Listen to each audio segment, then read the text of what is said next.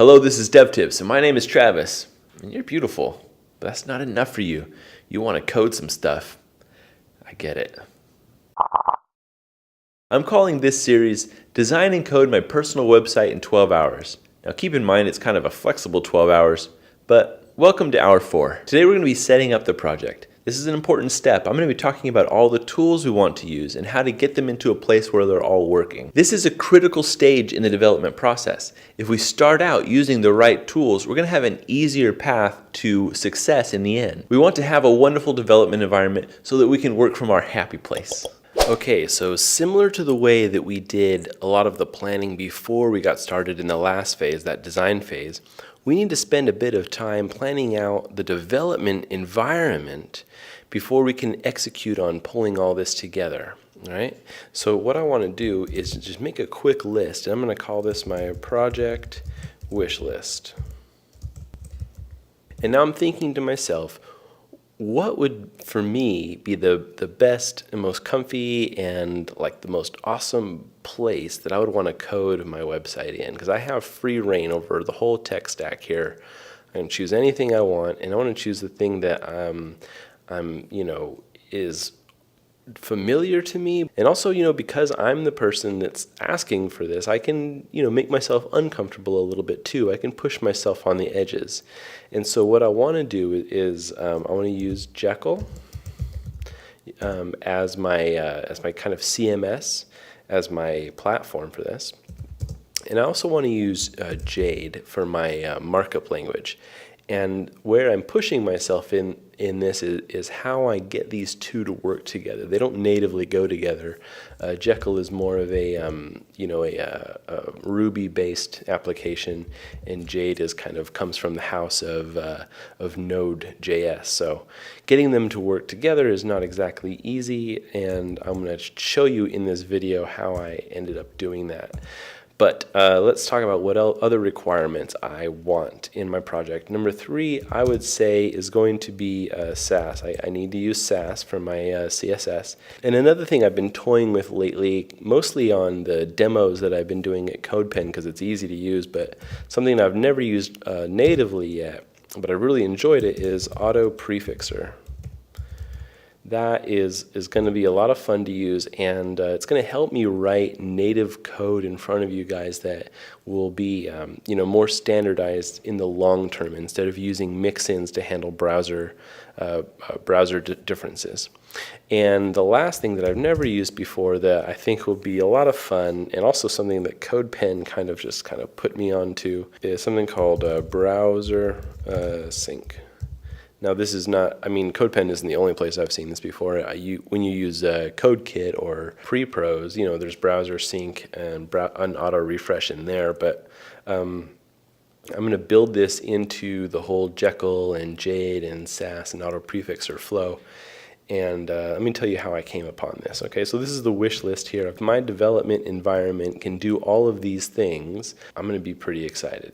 Okay, so the first thing I did was, of course, start with Jekyll and then move into, and I know how to do that, I'm pretty familiar with it, and I want to run into Jade. How do I install Jade on that? Well, I did a site earlier where I did this, not on DevTips, but I have a little bit of experience, and I use this plugin right here. It's called Jade Jekyll plugin, built by Snappy Labs, and it's pretty good. All you have to do is basically use this RB file and just stick it in your plugins folder in your Jekyll installation, and all your .jade files will get rendered into your _site folder in your Jekyll installation, just as you hope they would. I did run into a few problems, and if you want to find out what they are, I made an issue here on Snappy Labs Jade Jekyll plugin repository, kind of explaining the issue that I was having, and I did get some help from Deleuze, but in the end I kind of describe why I didn't use it, but I'll leave that to you if you want to find out there. There'll be a link in the description below.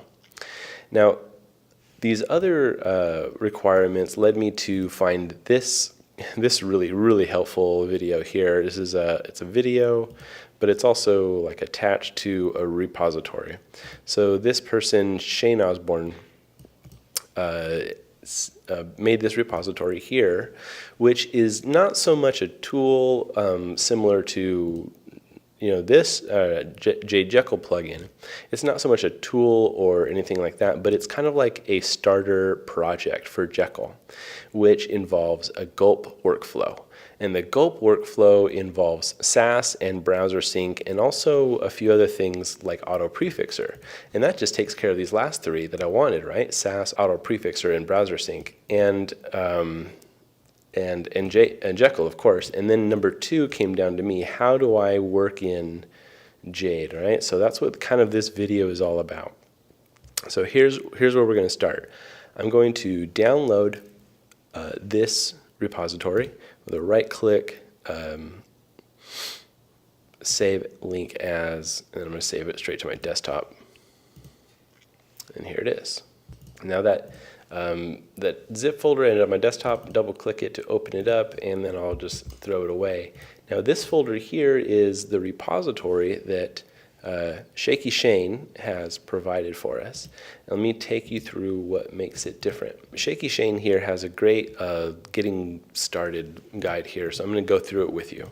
First thing we want to do is install Jekyll, and I have Jekyll installed, but it doesn't matter if I install it again, just to make you feel safe and secure.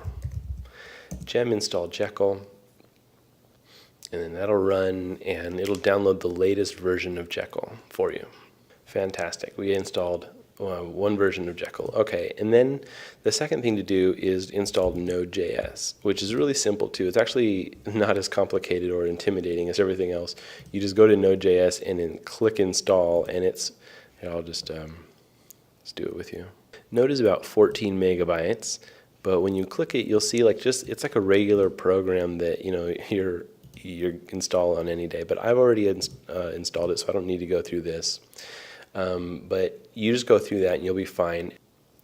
Next, I need to install Gulp itself. Gulp is a technology that will manage the dependencies and kind of run tasks for us, such as building the site, including Sass and hopefully Jade in the future when we write that part.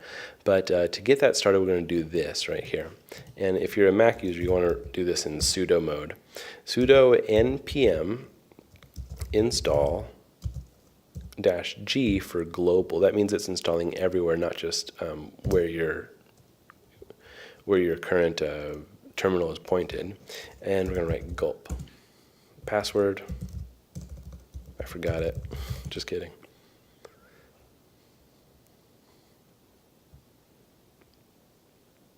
All right, that looks pretty good, I think. Let's test it out. Gulp-v for version. Okay, we have version 3.8. Fantastic, that worked out. Now we want to jump into CD into our project here. So I'm going to say desktop, Jekyll Gulp Sass browser sync master, and then I'll write npm install. Okay, and what that did is it looked for any of the dependencies that I didn't have that are in this project. Let me show you what I mean. I'm going to drag this file down to Coda, and we can look at what's called a package.json. Now, in here is something called dev dependencies, and we're looking for things like Gulp, Gulp Sass, browser sync, and Gulp auto prefixer. Now remember that I've kind of waged through all this before, and so that's why it didn't find any and install any on my machine, because I already had them. But if it didn't, like for example for you, it would do a little bit of work and then be done. But we're there now. Now what Gulp is going to do is it's going to look into the Gulp file, gulp.js. This is really cool. This file here might be a little intimidating if you've never used Gulp before, or if you're unfamiliar with these kind of JavaScript tools to run tasks and build processes and stuff. But it's, and to be clear with you and be honest with you, I was pretty scared of it, and I thought it was weird and hard 2 days ago, but I kind of suffered through it, and now I'm kind of a little bit more comfortable with it, and I've got it running things that I need it to do. And the first step is using the work that Shaky Shane has done for us right here. So the way that you enact all this is just simply by being in that project and then typing the command gulp. Now what all that gulp stuff does is it starts the SAS, starts doing Jekyll, it watches the files, and it even builds our site for us and opens a browser, and here we are. Now what's cool about this is we have browser sync, so let me show you here. If I open the CSS in the SAS here and go to main, and it's background white, and I change that to yellow, save, and automatically it's updated just as fast as that. It's pretty cool, huh? This is what I wanted for the project, and I think it'll be nice for you guys not having to watch me go back and forth saving and refreshing. We got browser sync, but we also have a few other things we wanted. That's number 5, auto prefix. So let me show you how that works. Here is background yellow. If I say, actually let me open this terminal here for you, and we're going to look at the background, and it's got yellow. I'm going to say background display block and save. You see how block shows up right there? Now if I say display flex, it's going to have the different permutations needed for the other browsers in here. So display flex, MS flex, and WebKit flex all show up. So what auto prefixer does is it goes to caniuse.com, I think, and looks at all of the most recent updated browser compatibilities and these things, and kind of sorts all that out for you. So what you can use is basically the most modern way of writing the CSS, and it will backwards compatibility fill it in for you. I really like that. Okay, so now is the big problem. I want to use not HTML here, but I want to use Jade. What I ended up doing was just focusing Jade on not necessarily the pages, but mostly the includes, right?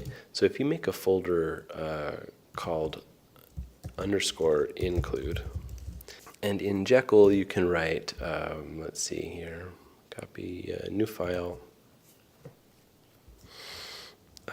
about.html. You can write something like section class about, and then you would just write, see, I'm writing Jade stuff already. You write h2 about me, and then you would make an image tag source equals http fill.com/100 and save. And now you would take, now this is just an include, it's not a page itself, and you go to index here, and let's get rid of this stuff, and you can write something like include about.html. And then when you did that, the included file about me and a picture of Bill Murray.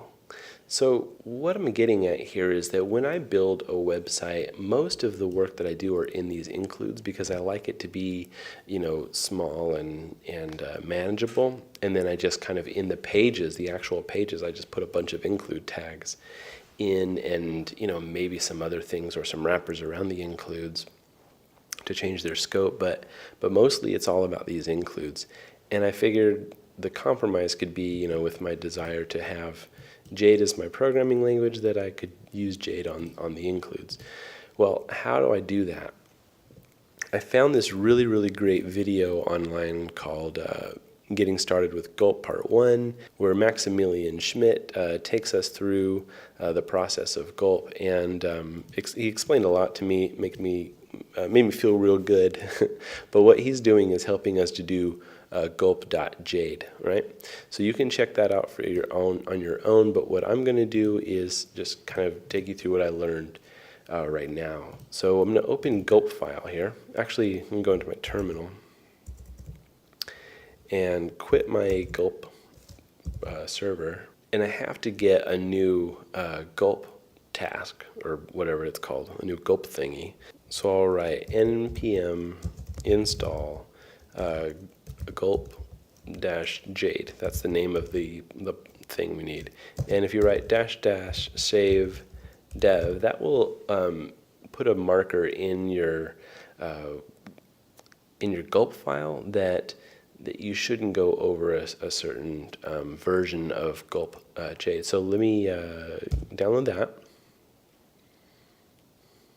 Okay, we got that now, and if I look at my package JSON, now we have gulp-jade, and this is what that -- save dev does, is it marks it as the version number, which doesn't allow us to go past the main version number, so if anything breaks, it will keep us from that happening. And now that we have gulp-jade installed, we need to go over to our Gulp file and create really the task that will allow us to use Gulp. So we're going to grab one of these require statements and just copy and paste it to duplicate it.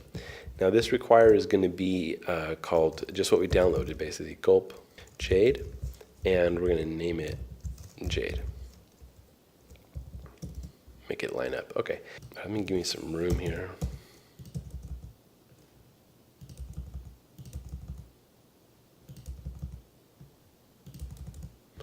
Okay, let's walk through this file and see what we got going on.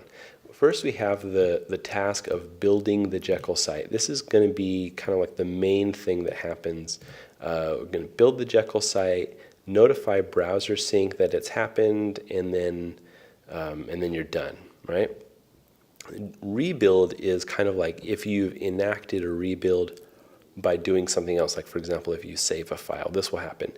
The rebuild will actually cause Jekyll build to happen, and then it will notify browser sync, and then you're done.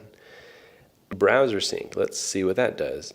If the Sask task or the Jekyll rebuild task is triggered, then browser sync will kind of refresh the page. It'll do what it does, and it will base its page off of _site, which is the Jekyll output site. Okay, now here is the Sass function, and we're going to revisit this a lot actually because it's pretty biased to SCSS, and you guys might know that I'm a Sass man, not a SCSS man. But what happens here is it's basically running the task of turning all of your CSS into CSS, and then it's interesting here. It does two things: is it sticks a version of it in _site, so you can have your deployable site with the CSS there, and then it reloads the browser, and then it also sticks one locally into CSS for you. The reason for that, I think, is because Jekyll's a little slower than Gulp, so it sticks it in the CSS and quickly reloads the browser. So this is all for speed, and I'm just guessing at these things, mind you. I just kind of figured this all out 2 hours ago. But yeah, so that's all for speed, and then it'll stick it in the kind of core directory here in CSS, and then Jekyll, whenever it gets done, will move it into the _site CSS, basically rewriting what we just did. I think that's why we do that twice. I don't know. We'll have to ask Shaky Shane. Okay, now here is a really important thing for us. This is the watch task. So we're telling Gulp to watch for, there's two of them, right? The first one says watch the CSS, and then when that is, changed or updated, run the CSS command, which is just what we talked about, compile it, put it here, and put it there. The second one is watch for anything with HTML, watch anything in the layouts HTML or posts, or, we could say .md as well, but post /star kind of catches all that. If you trigger an .html file or something in the post directory, it will trigger a Jekyll rebuild, not a Sass, which Sass will just inject it quietly. It doesn't do a Jekyll rebuild. It does a browser sync reload, which is like injecting CSS in there quickly instead of rebuilding all the Jekyll. So there's two different kind of outcomes based on what file you save, and that all happens with the watch task. And then down here is the Gulp default task, which is browser sync watch. So instead of writing Gulp watch, you can just write Gulp, right? So let's use that information and start a Jade task. I'm going to come down in here under the CSS and flip, I don't know, make a comment. Okay, and I'll just call this comment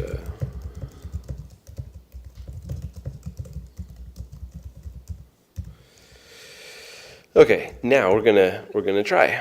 Okay, so our Gulp task is gonna start like this.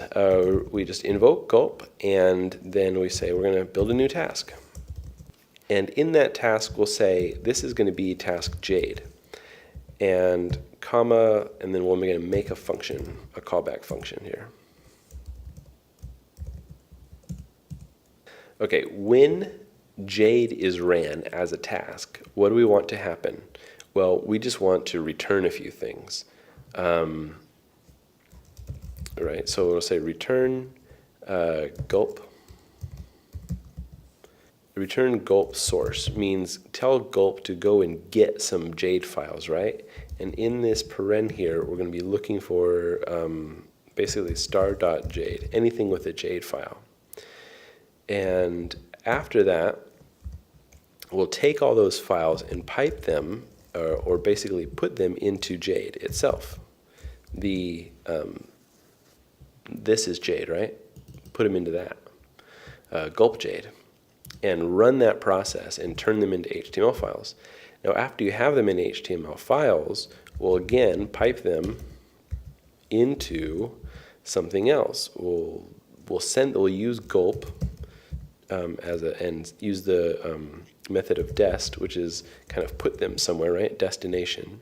And we want to put them in the underscore includes section. Remember when I said that most of the work I want to do is in the includes? So what this is going to do is enable us to write any Jade file and shove it into the includes folder. And so to keep it a little bit cleaner, I'm going to make a new folder in my project. I'm going to call it Jade files. And because I have a Jade files instead of just .jade, I can write underscore Jade files slash, not plus. Okay, now that will go into, right, the source will be Jade files dot, anything with the .jade, run Jade on them, meaning turn Jade into HTML, and then place those in the includes folder. And from the includes folder, Jekyll will, Jekyll will be able to insert them as I showed you here, into our layout, right? So let's save that and see how it works. I'm going to create a Jade file here by new file, and I'll call it hello.jade. And I'll say h1 hello, and let's see, hello. So let's look in our includes folder and go back to our terminal, and we have to do this. Now Gulp is not running right now, and I don't have a way to invoke Jade using those watch statements yet, so I'll write Gulp Jade, which will target that task directly. And when we run that, it will find the Jade files, hopefully in underscore Jade files, and let's see, it took it 20 milliseconds, which is super fast. Let's refresh this folder. Okay, and hello. See, hello got transferred here. Yay, this is exactly what I wanted. This is exciting. So now I can go to this index file and say hello, and then when I'm gulping along,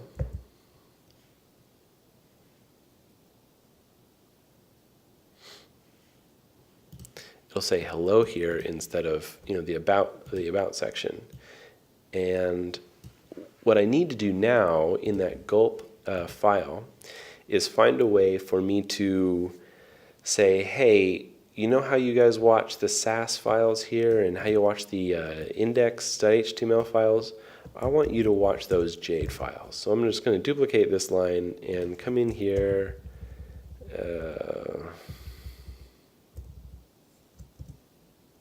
This doesn't even need to be an array.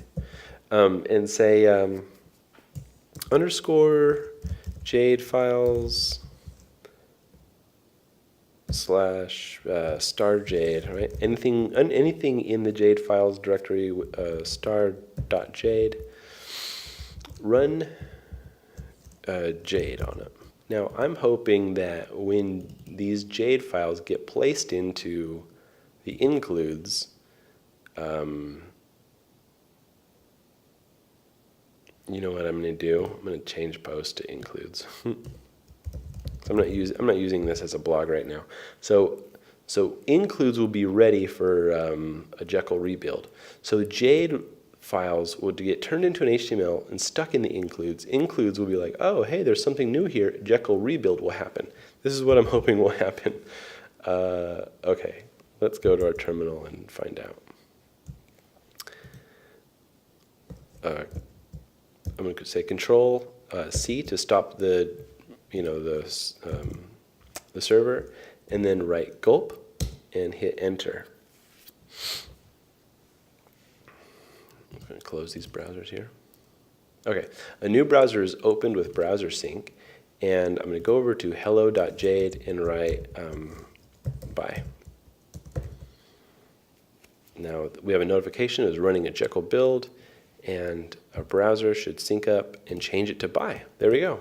So as it stands right now, we have these includes that I'm building in Jade, and they're being output into HTML and being kind of taken into this this Jekyll. Oh man, this is exciting. Now let's just review our wish list here. We got Jekyll going on, we got Jade going on. Auto prefixer is working, browser sync is working. Actually, let's talk about browser sync. When I save here, this little black box is running up here. I don't like it. It's not my favorite. I don't like it there. Like I know that it's connected. Thank you very much. So let me go to the Gulp file here. Go to browser sync. Browser sync, where are you here? Okay, here's the browser sync task. As an option here is server, I can hit a comma and then do a new option and say notify false. Fantastic. Now that little notification will go away when we relaunch Gulp next time. So that's exactly what I wanted to happen with browser sync. Cool. The next thing is Sass. It is working in terms of is the SCSS there and stuff, but it's not working how I like to have it. It's very specific about how it uses the CSS folder here and then a SCSS folder here, and there's no subfolders, and it's just very unorganized and kind of a mess. Let's clean this theme up because that's not what I wanted. So I'll just get rid of this. I'm not going to use a blog on this right away, as I said, so don't need posts. Don't need these post folders, site, CSS, node modules, config, package, readme. Okay, now we're back in our Gulp file. What I want to do is let's quit our Gulp server right now, because I'm going to be doing some re-architecting. What I like to do, instead of having an underscore SCSS file, is I just like to put everything in the CSS. I don't like make one-to-one translations of my Sass. So like I don't make a reset CSS and a syntax CSS. I compile everything into one main.css file. I'm okay with the word main. Sometimes I do all, sometimes I do app, sometimes I do style. Main is fine for whatever. But the point is I do it like he did it right here with an import, which is good. Okay, so, but the thing I did, I just threw away the underscore SCSS file or folder, and in our Gulp task, he's looking for this SCSS file. So we need to make sure that we can sort it out how the way we like it, and also make sure our Gulp task is working with us. So how do we like it then? Well, first of all, I'm going to create a new folder here called assets. And then I'm going to just drop my CSS into that. All right, so I'm going to put my images here. I'm going to create a new folder called images. I'm going to create a new folder. I'm going to call this JS because that's where I put my JavaScript. I put these assets in here so they're not like so cluttery, right? I want everything to be organized. So inside of my assets, I don't have loose leaf CSS, right? You guys know that I make a pretty strict folder structure here. So I'm going to create a folder called 0 dash tools, and another folder called 1 dash base, and another folder called 2 dash modules, and another folder called 3 dash layouts. We'll probably not touch the layouts very much because this is going to be a very focused one page of the website kind of tutorial. But there's going to be a lot of pages in my website, so this will come into play later. But modules is going to be where we'll focus mostly on this whole series, right? But anyway, so tools, what do we use tools for? Tools are for like resets. So I'll just drag this reset in here. I don't need, what is syntax.css? Yeah, this is for if you're doing like code highlighting and stuff, which is fine, but it's not what I need. So I'll move that to the trash. Okay, so the only thing outside of these 4 folders ever should be basically the directory file, and there should be no native styles inside of the directory file. So syntax will be gone. I just deleted that. So reset will be more like 0 dash tools dash reset. So that's the structure that I want, just that all of the imports will be done in the main file right here, and then all of the actual kind of working files that I'll be doing will be organized into one of these 4 specific folders. Now there's a few other things I want to do, like I'm not going to use reset, I'm going to use normalize and a few other things, and I'm going to do those off camera. But what I want to focus on right now is getting these to import properly and to kind of just work nicely with our Gulp file, okay? So the Gulp task says when you're running the Sass function, take a look inside of the underscore SCSS for mains.css, but we've moved it, right? It's no longer there. So we're going to say it's in assets slash CSS slash main. That's where it is now. And the include path is no longer SCSS, it's just CSS is the path.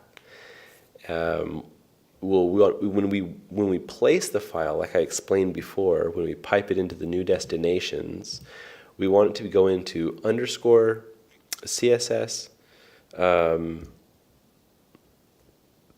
we want that to mirror our assets here, so we'll say assets as well. And then the same for this, assets.css. Okay, now we're going to go to our terminal and run Gulp again and see if our CSS compiles correctly for us. All right, it's launching, and there's no CSS, it looks like, going on here, but actually there probably is. It looks like that, but there probably is CSS going on because we deleted a lot of the stuff that was already there. So let's check a look. Let's check it a look in resources, styles, main. There is no main. Why? Why? Oh, I know why. Because we didn't change it in our layout. The layout is still up here looking for main when it should be looking for assets. Save. Okay, that retriggered a relayout, and I guess the reset or whatever had a black background. Gosh, whatever. Don't want that. So I need to spend a few minutes cleaning out this project and getting it into a state where it's something that we actually want to work with when we start our first video next week of actually building this site out, right? And right now it's in kind of a state like, hand me down from somebody else's project, and it's not exactly what I want. Although all the tools are working together how I want them to, the state of it, like it's got this, like all this junk. I'm just gonna get rid of this crap.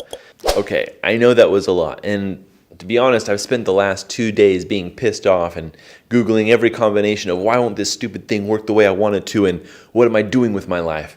It wasn't pretty. You can visit the GitHub repo linked in the description below to download the code at this point, or you might want to do exactly what I did and find yourself in Gulp hell and struggle through that and learn a thing or two about yourself. This video is all about getting our development environment right, but we still need to do a little bit of work on the project to clean it up to get it into the right place to start working. As you may remember, I inherited all of the shaky Shane defaults, which, like a black background. Catch all that in the next video. Thank you for watching. My name is Travis, and keep on hacking. Hey, do you guys want to see a cool trick? Watch this. This is the part in the video where I thank our patrons. The patrons of DevTips are these wonderful people. They are so generous enough to support the show. So every video that you watch here on DevTips is made possible by these people. How that works is they go to patreon.com/devtips and they select a dollar amount that they would like to donate for every video of DevTips that's created. And they pledge that money, and then when a new video of DevTips is created, that money goes to the show to create more videos, to get new equipment, to provide bonuses. For example, we're coming up on a milestone where we're going to be doing a really cool poster, and I'm organizing the printing of it right now, and I'll have a video for you guys documenting that process, but it's really exciting stuff. If you're interested in becoming a patron, please check out patreon.com/devtips. And I appreciate your view of this video, even if you don't want to ever be a patron. I still like you. I think you're great. So take care. We'll see you next time, and keep on hacking.